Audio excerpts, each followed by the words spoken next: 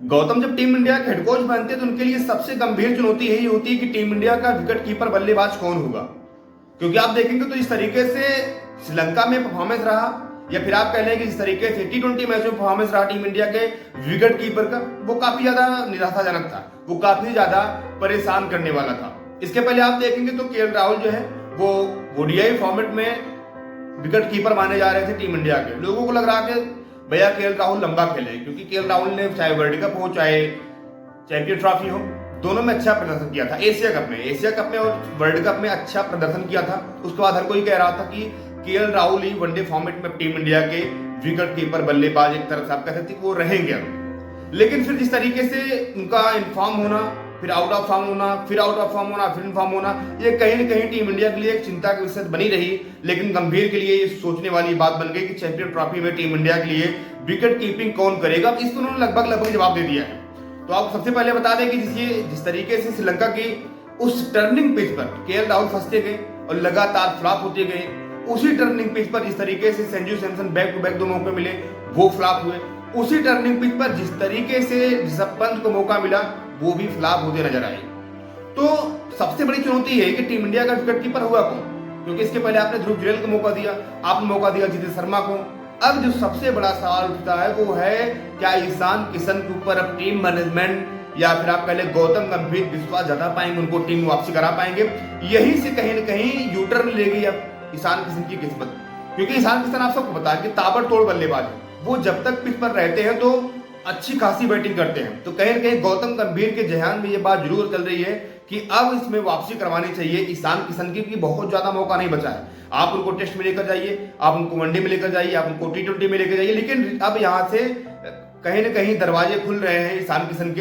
तो जो सबसे बड़ी बात टीम इंडिया में देखेगा कि जिस तरीके से ऋषभ पंत जो है ना वो टेस्ट में एक पसंदीदा के विकेट कीपर हो सकते हैं, क्योंकि ऋषभ पंत जो है वो टेस्ट में अच्छा प्रदर्शन करते हैं और उन्होंने अच्छा खेल दिखाया भी हो, चाहे वो देश हो चाहे विदेश हो, हर जगह उनका बल्ला जो है वो हल्ला बोलता नजर आया है। लेकिन जो सबसे बड़ा सवाल उठता है ये कि आखिर जिस तरीके से KL राहुल को मौका दिया गया, बैक टू बैक मौके उनको दिए गए, वो कुछ नहीं कर पाते हैं। हालांकि KL राहुल जो है केवल T20 मैच उनके आप देखेंगे तो उतने अच्छी स्ट्राइक रेट नहीं है। हालांकि चाहे आप वनडे देख लें चाहे टेस्ट मैच देख लें, उनका स्ट्राइक रेट कम भले है लेकिन उनका एवरेज बहुत ज्यादा है, लगभग 67 का उनका एवरेज है। उसी दरमियान आप देखेंगे ऋषभ पंत का, तो ऋषभ पंत का 33 है, यानी कि 33 और 66, यानी कि आप कह सकते हैं कि लगभग आधे से ज्यादा का अंतर है। लेकिन फिर भी ऋषभ पंत जो है वो टीम इंडिया के विकेट कीपिंग के रूप में वो पहले पसंदीदा खिलाड़ी होंगे।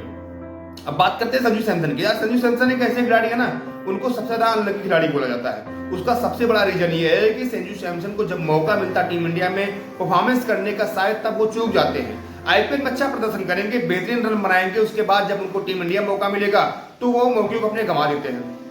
आप सबको याद होगा कि किस तरीके से साउथ अफ्रीका के खिलाफ जिस तरीके से उन्होंने शतक लगाया था, तब हर कोई कह रहा था कि अब ये खिलाड़ी लंबा चलने वाला है। ये संजू सैमसन जो है एक लंबी रेस का घोड़ा है, इनको बराबर टीम इंडिया में मौका मिलना चाहिए। लेकिन उसी दरमियान इनको T20 मैच में रखा जाता है, T20 सीरीज में रखा जाता है, वनडे से इनको ड्रॉप किया जाता है। फिर T20 में लगातार 2 मैचों में 2 मौके इनको मिले, दोनों मैचों में जब ये 0 पर आउट होते हैं उसके बाद हर कोई जो है वो संजू सैमसन को चोकर बोलने लगता है, संजू सैमसन को फ्लॉप खिलाड़ी बोलने लगता है। आप देखेंगे तो इस तरीके से संजू सैमसन का जो परफॉर्मेंस रहता है वो लगातार उतार चढ़ाव रहता है। जैसा लगता है कि गंगा जी बह रही है, कभी ऊपर कभी नीचे, कभी दाएं कभी बाएं। उसी तरीके का प्रदर्शन का हमेशा रहा है। IPL में अच्छा प्रदर्शन करेंगे तो जो इनके फैंस हैं वो ट्विटर पर जस्टिस फॉर संजू के नारे लगाने लगेंगे। फिर संजू सैमसन को टीम इंडिया मौका मिलेगा, 1-2 मैच में अच्छा परफॉर्मेंस करेंगे, फिर लगातार वो गिरते चले जाएंगे, यानी कि वो लगातार उनका प्रदर्शन जो है वो गिरता चला जाएगा।